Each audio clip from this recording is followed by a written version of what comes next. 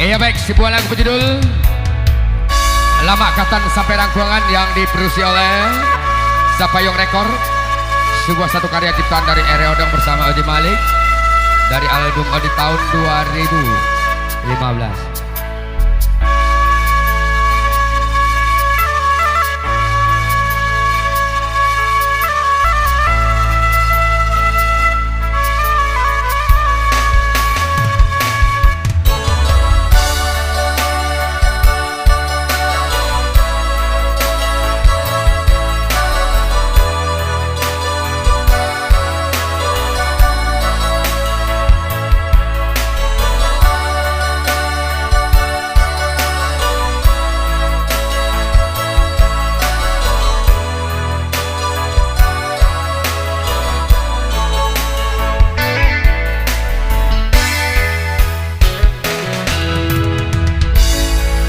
Ko kayo lah surang alun tantu denai meminta usah Tuhan guru sangkung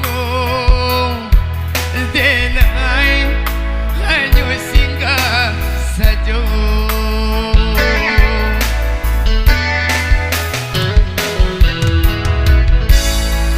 de adora surun sana sakapun sapamai sama so dulunya mangko tapi jak lama tua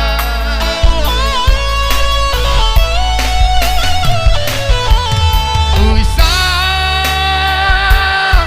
lah kayo Tuhan banggakan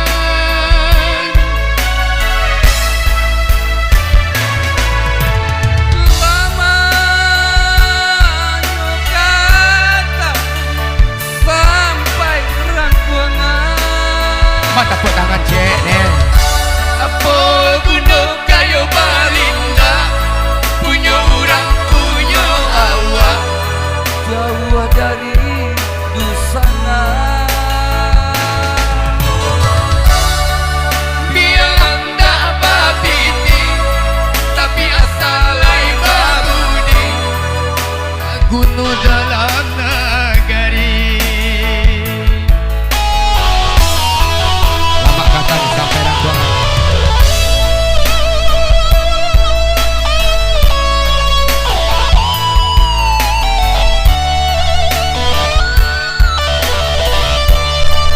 Ilbule pemain handal dari Ciledug.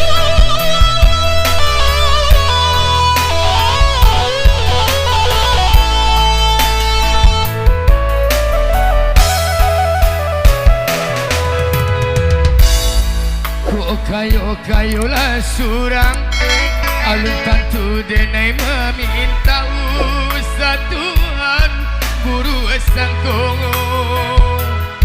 den